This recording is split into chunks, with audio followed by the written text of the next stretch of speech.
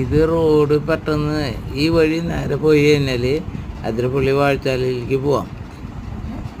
ഇത് നേരെ പോണത് ഒരു എസ്റ്റേറ്റ് കൂടിയിട്ടാണ് അതിരപ്പള്ളിയിലേക്ക് പോണത്. ഈ എസ്റ്റേറ്റ് കൂടി പോണ വഴിയിൽ ആനശല്യമുള്ള ഏരിയ. അപ്പോൾ പകലൊക്കെ അവിടേക്ക് കടത്തി വിടുള്ളൂ എന്ന് തോന്നുന്നു എസ്റ്റേറ്റിൻ്റെ ഉള്ളിൽ. ആ വഴിക്ക് പോകുമ്പോൾ തന്നെ നമുക്ക് പേടിയാവും. അപ്പുറത്തും ഇപ്പുറത്തും തേക്കിൻ തോട്ടമാണ്. അത് പുതിയതായിട്ട് വെച്ച് പിടിപ്പിച്ചേക്കുന്നതാണ്. ഇതിപ്പോൾ നമ്മൾ വരുമ്പോൾ തന്നെ 10-35 ഒരു 50 കിലോമീറ്ററോളം കഷ്ടി ഞങ്ങൾ വന്നിട്ടുള്ളൂ. അപ്പോഴേക്കും കാടിൻ്റെ ഒരു ഭംഗിയുണ്ട. മരങ്ങളൊക്കെ ഇങ്ങനെ അടുത്തടുത്തടുത്ത് നിൽക്കണ ഒരു ഭംഗിയുണ്ട. പെട്ടെന്ന് നമ്മൾ ഈ കാട് വന്നപ്പോഴേ ഒരു ഉൾക്കൊള്ളാൻ പറ്റാത്തൊരവസ്ഥ. കാരണം നമ്മൾ ടൗണിൽ കൂടെയും വീടുകളും കണ്ട് പെട്ടെന്ന് വന്ന നേരത്ത്